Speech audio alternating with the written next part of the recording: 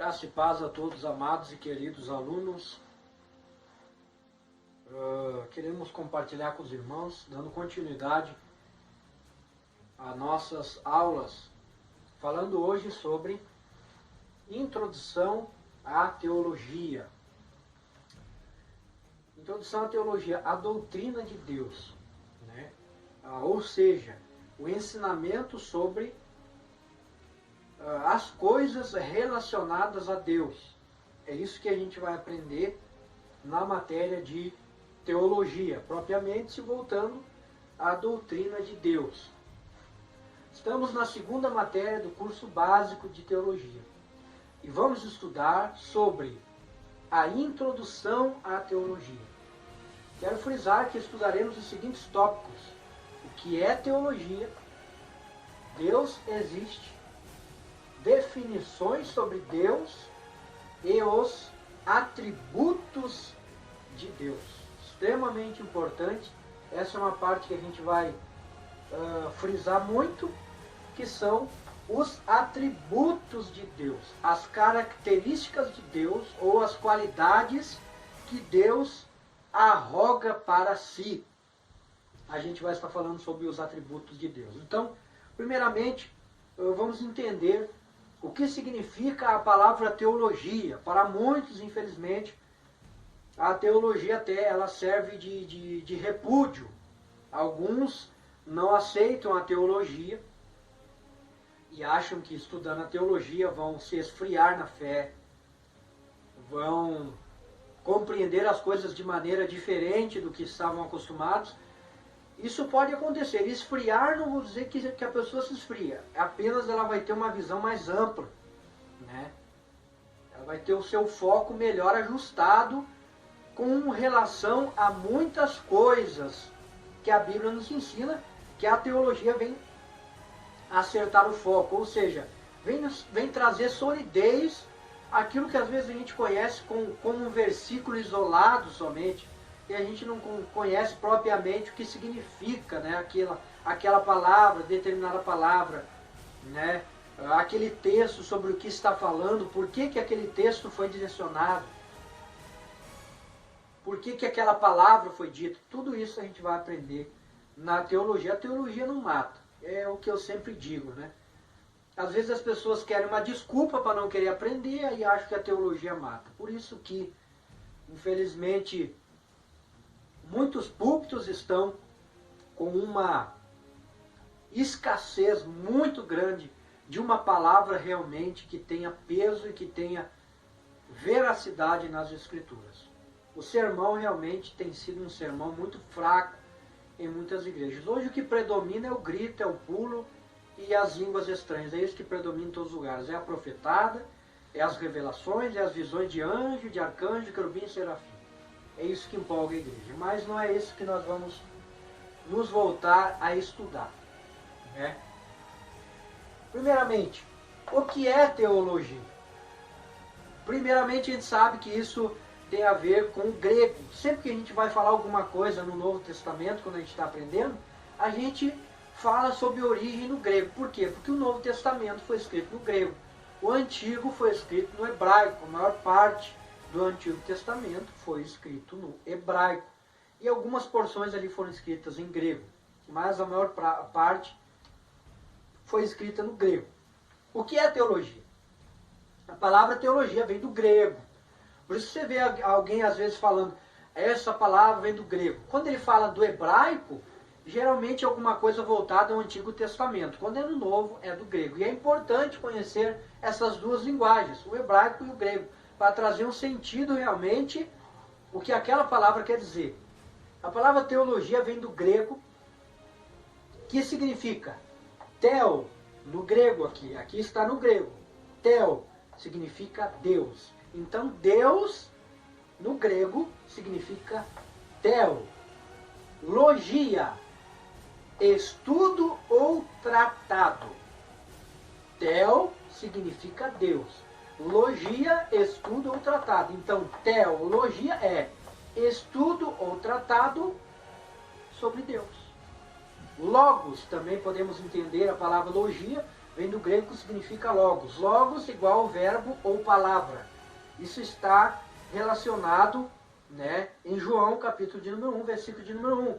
Mostra Jesus como o verbo de Deus ou a palavra de Deus. Isso está em João, capítulo 1, versículo 1. Então, para entender o que significa a palavra teologia, significa Deus e estudo ou tratado. Então, resumindo, para a gente entender, teologia é uma palavra, estudo ou tratado sobre Deus. É isso que significa a teologia. Não tem nada a ver teologia com matar o espírito ou qualquer coisa dessa forma, né? Depois a gente vai continuar aprendendo agora as classes da teologia, que elas são classificadas dentro de algumas categorias, né? Elas se dividem em tipos de teologia. É o que a gente vai continuar aprendendo agora.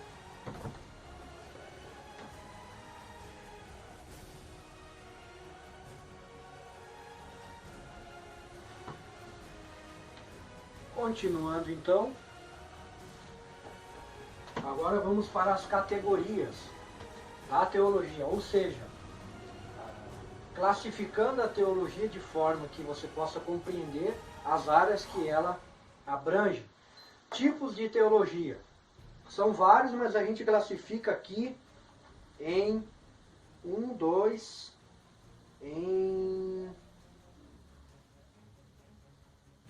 tipos de teologia, mas existem vários outros, né? Mas no curso básico de teologia a gente procura estudar somente dois. O principal é a teologia sistemática. Teologia sistemática é o estudo da teologia em sistema organizado, organizando textos bíblicos. É o estudo da teologia em sistema organizando textos bíblicos e conhecimento humano para formar matérias teológicas, ou seja, conhecimento humano junto com o conhecimento teológico da palavra, para que se organize essas matérias de forma que possa ser estudada cada uma de forma separada, né, para que a gente possa compreender. Até porque elas não estão todas classificadas dentro de um assunto. Então, as escrituras não estão organizadas de forma sistemática, não estão organizadas por assunto. E é por isso que a teologia sistemática faz. Ela organiza realmente de forma para se compreender determinados assuntos. Há diversos assuntos nas escrituras. A teologia sistemática tão somente organiza tais assuntos de forma sistemática, como o próprio nome já diz. Teologia sistemática organiza de forma sistemática, sistemas, para melhor compreensão. Por exemplo, a martiologia. O que a matéria, a martiologia, dentro da teologia sistemática, o que estuda-se na martiologia? Pecado. Soteriologia, sobre salvação. Cristologia, sobre Cristo.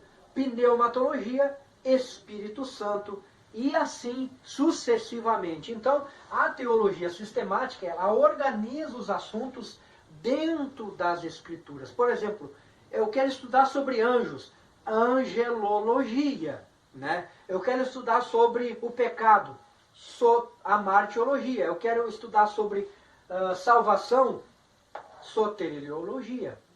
Eu quero estudar sobre o Espírito Santo, você vai estudar sobre pneumatologia. Eu quero estudar sobre a doutrina dos últimos tempos, dos últimos acontecimentos, né? Então, o que você vai fazer? Vai estudar escatologia. Então, é isso que a teologia sistemática faz, e é o que mais se usa, né? Dentro da teologia, é a teologia sistemática, que organiza de forma de sistemas matérias para se estudar sobre determinados assuntos. Agora vamos partir para a próxima tipo de teologia.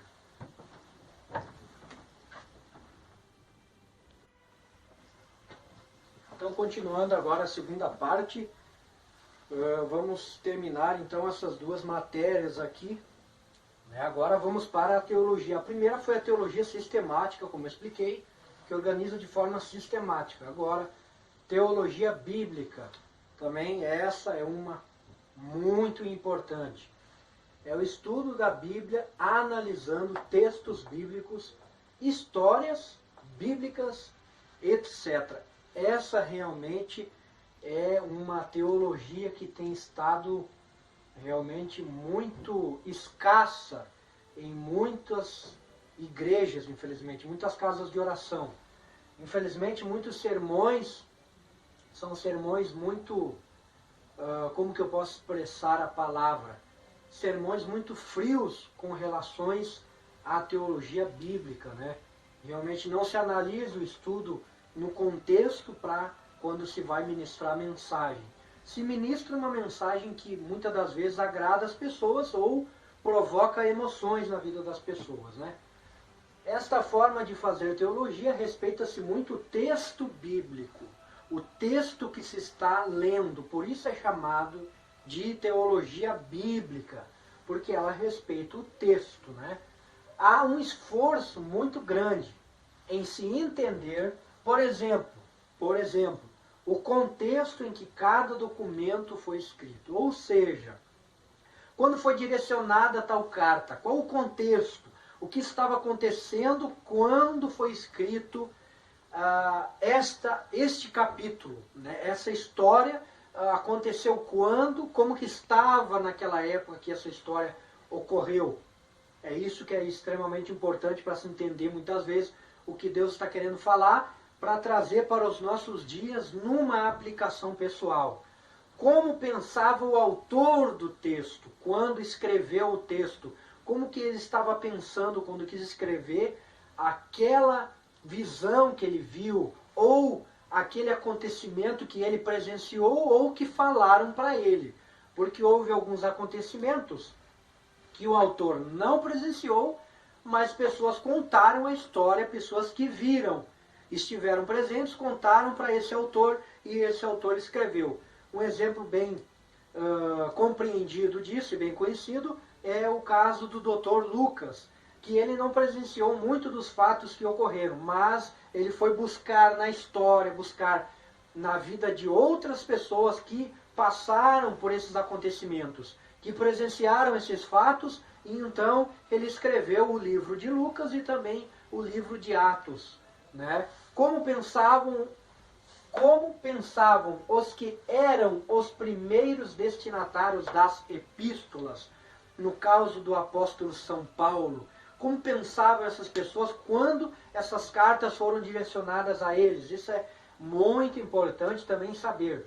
Qual é o contexto cultural? Como era a cultura daquele povo?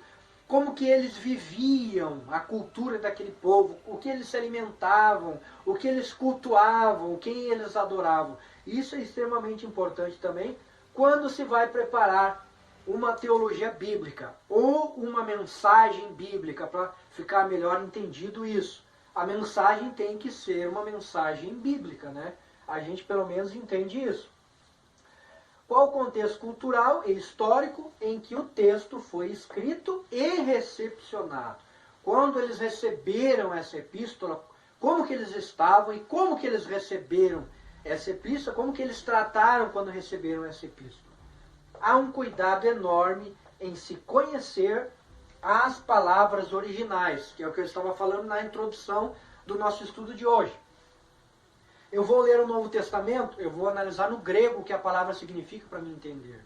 No grego o que significa a palavra. É a mesma coisa que eu falar de amor. O amor são 4 tipos de amor. É a mesma coisa que eu falar de vida.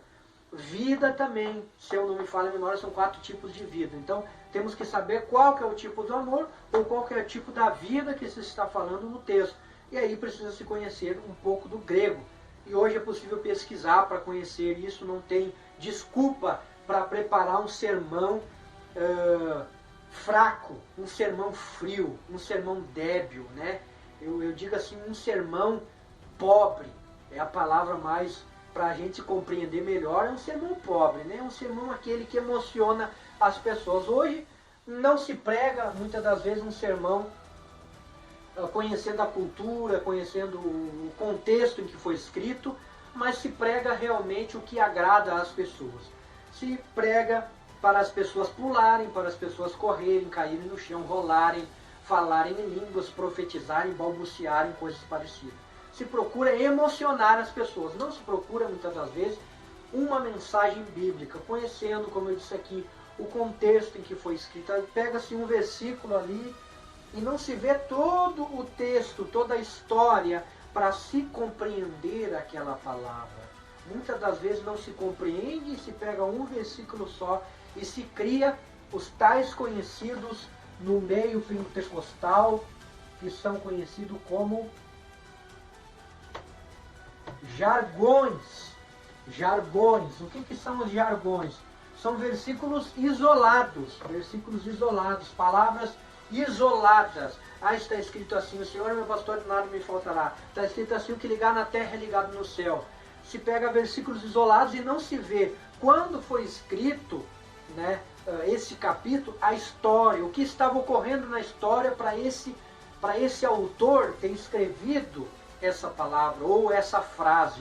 Isso precisa ser extremamente compreendido para não ter confusão. Outro exemplo bem entendido aí, bem conhecido de todos, é quando o apóstolo São Paulo diz que não é bom que se fale em língua muitas pessoas, que fale-se um e cale-se o outro, né? Paulo está direcionando essa carta para quem? Para uma igreja. Como que estava a igreja? A igreja de Coríntio, bagunçada, desorganizada, um profetizando na cabeça do outro, aquela bagunça tremenda, uma desordem total. Aí Paulo vem colocar ordem no culto. Paulo vem colocar ordem na adoração realmente ao Deus vivo. É isso que Paulo vem fazendo através do Espírito Santo, e é isso que o Espírito de Deus faz. Então, ele não proíbe as línguas no termo assim de não poder mais falar, porque ele mesmo fala ali numa das suas epístolas, a mesma parte que ele usa para dizer que ele proíbe que fale mais pessoas, ele diz assim, que não proibais o falar em outras línguas. Então daí você diz, a Bíblia se contradiz? Não, é você que não conhece o contexto da palavra. Por isso que as pessoas dizem que há muita contradição. Não existe contradição. O que existe é falta de conhecimento do contexto em que foi escrito a palavra. O contexto em que foi escrito, para se entender por que ele falou aquela palavra. Para quem que ele escreveu aquela palavra. Isso realmente é extremamente importante de se saber quando vai se preparar um texto. Como que estava o povo daquela época, ou seja, como que era a cultura daquele povo. Como que era a cultura. Segundo, para quem foi escrito, para quem. Primeiro a cultura, depois para quem, né, foi escrito. A direção, outra coisa. Qual a finalidade? Qual a finalidade? A finalidade. Como que era a cultura, para quem foi escrito e qual a finalidade desse capítulo ou dessa epístola. É preciso se compreender. E depois, como resposta, o que aconteceu com as pessoas que receberam esta direção? O que aconteceu quando eles receberam essa direção no contexto em que tudo foi escrito? Isso se chama teologia bíblica. Isso se chama sermão bíblico. Não uma coisa que emociona as pessoas, que faz as pessoas gritarem, rolarem no chão, chorarem e se emocionarem. E continua a vida do mesmo jeito. Por quê? Porque é uma coisa emotiva. Não é uma coisa bíblica que tem peso, que tem veracidade. Por isso que muitas vidas estão por aí vivendo uma desgraça total. Porque vivem de emoções. Hoje é fácil emocionar as pessoas de várias formas. Se mexe na emoção das pessoas, se usa o poder da persuasão quando vai se falar alguma coisa, quando vai se ensinar alguma coisa.